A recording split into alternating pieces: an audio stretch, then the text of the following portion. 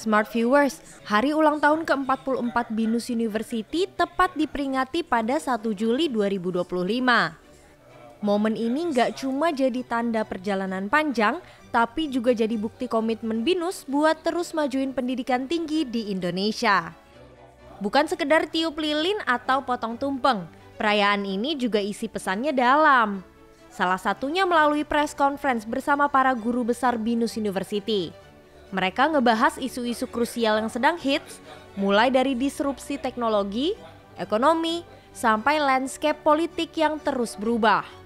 Dari pembahasan topik-topik tersebut, pendidikan yang inklusif, inovatif, dan berwawasan global jadi sorotan utamanya. Dalam hal ini, BINUS terus cari cara buat jadi lebih adaptif dengan tidak hanya mengikuti zaman, tapi juga bisa ngasih solusi. Salah satu gagasan yang menarik dari Prof. Gatot Suprianto dalam sesi bertajuk kebohongan, kecurangan, dan fenomena unicorn. Beliau ngangkat isu transparansi dan etika di era digital.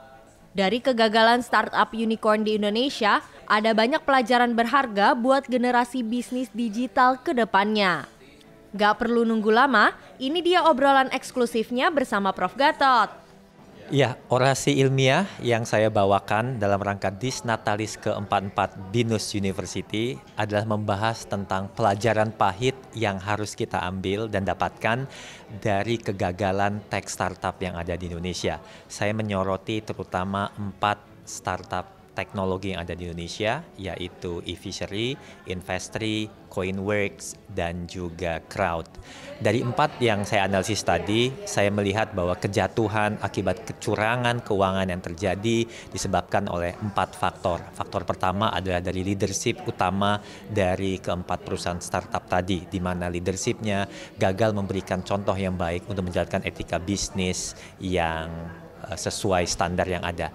Yang kedua, saya melihat bahwa dalam konteks tata kelola masih banyak yang perlu diperbaiki dalam startup tersebut.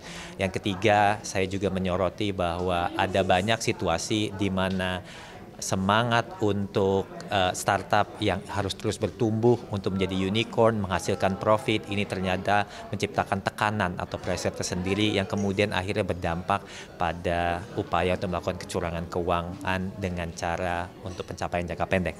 Terakhir, saya juga melihat bahwa mentalitas bahwa fake it till you make it adalah situasi di mana kemudian startup berupaya untuk mencapai hasil yang baik walaupun sejatinya tidak seperti itu. Bagaimana BINUS mendorong startup Indonesia menjadi sebuah startup yang tumbuh dengan baik dan beretika. Sebagai sebuah lembaga pendidikan, BINUS akan terus mendorong pembelajaran, inkubator, kurikulum yang memberikan semangat pembelajaran, mengkombinasikan antara etika bisnis yang baik, pengelolaan keuangan yang baik, dan juga corporate governance yang utuh di startup sehingga hal-hal buruk bisa dihindari.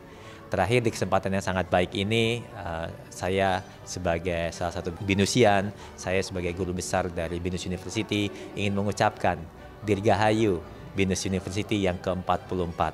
Terus menginspirasi, terus berjaya, dan membuat Indonesia makin maju dan makin baik.